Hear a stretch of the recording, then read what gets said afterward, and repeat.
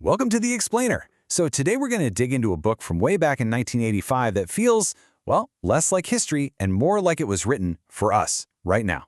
It's Neil Postman's Amusing Ourselves to Death, and its main idea about how we communicate is honestly, shockingly, and kind of frighteningly relevant today. But, okay, before we dive in, we just have to acknowledge the giant irony staring us right in the face. The very format we're using right now, quick visuals, easy to digest, is a perfect example of what Postman was warning us about. So in a way, just by watching this, you're already seeing his theory in action. So to really get what Postman was so worried about, we first have to look at these two very different, very famous predictions for our future. He was convinced we were sleepwalking straight into one of them. Postman kicks things off by comparing two iconic fears for the future. You've got George Orwell's 1984, right? That's a world of top-down oppression, controlled by pain, where books are literally banned and the truth is locked away. But then there's Aldous Huxley's Brave New World, and his fear was way more subtle. It was about a culture controlled by pleasure, where nobody needs to ban books because nobody wants to read them anyway. Truth isn't hidden, it's just buried under a mountain of trivial distractions. It boils down to this. Orwell feared that what we hate will ruin us. Huxley feared that what we love will ruin us. So, who called it? Postman's incredibly unsettling argument is that while we were all looking over our shoulders for Orwell's Big Brother, we totally missed Huxley's world sneaking in through the front door. We weren't forced into captivity, we basically skipped there on our own, way too busy having fun to even notice. Okay, so how on earth did that happen? For Postman, the answer comes down to this really powerful idea. The tools we use to communicate don't just carry information, they actually shape what our culture decides as information in the first place.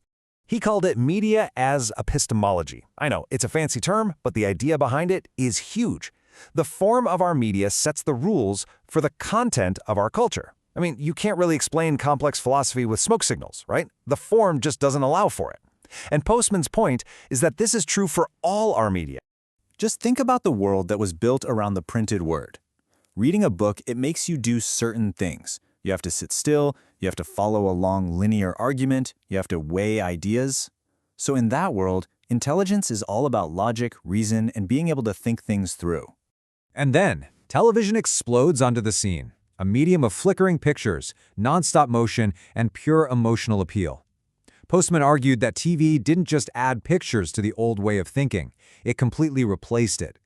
In this new world, what mattered wasn't logic. It was how you looked, it was performance, and most of all, it was being entertained.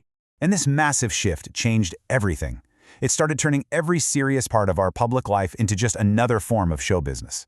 Postman's metaphor for this brand new world? Yeah, it's Las Vegas. For Postman, Las Vegas was the perfect symbol for this new America. It's a city built from the ground up on one single idea: entertainment.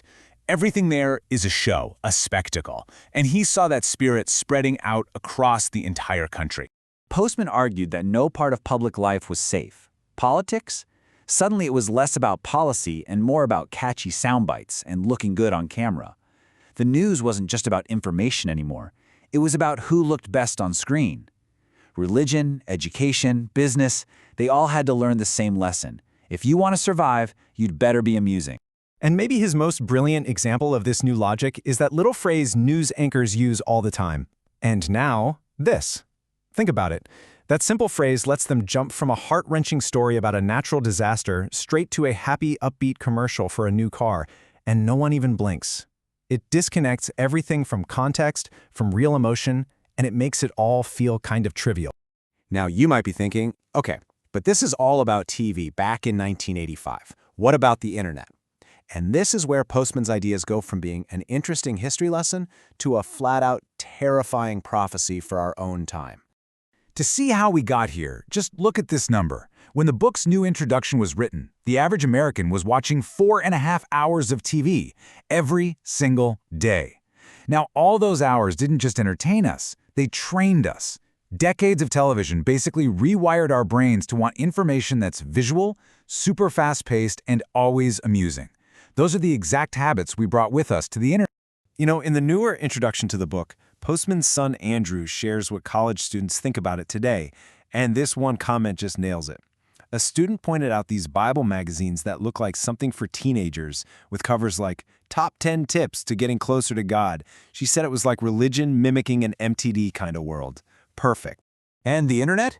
It basically took the logic of television and put it on steroids. The infinite scroll, the algorithm that feeds you exactly what you want to see, the 15-second videos.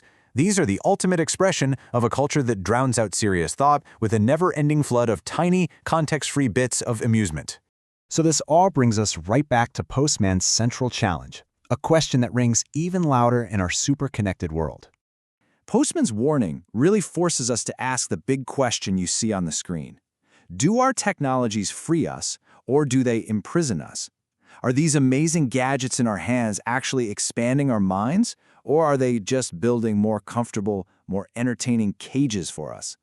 And it makes us ask what they're really for. Are these platforms designed to help us become better citizens, people who can have thoughtful debates? Or are they just designed to make us better consumers, perfectly optimized to just keep scrolling, keep watching, and keep buying? Maybe nothing sums up Postman's entire warning better than this true story. He was on a TV debate once, and he tried to make a point about how there's no time for serious ideas, saying they'd have to cut to a commercial in about 30 seconds. And the host, Ted Koppel, just replied, "Actually, Dr. Postman, it's more like 10 seconds." It's just a perfect, chilling metaphor for our time.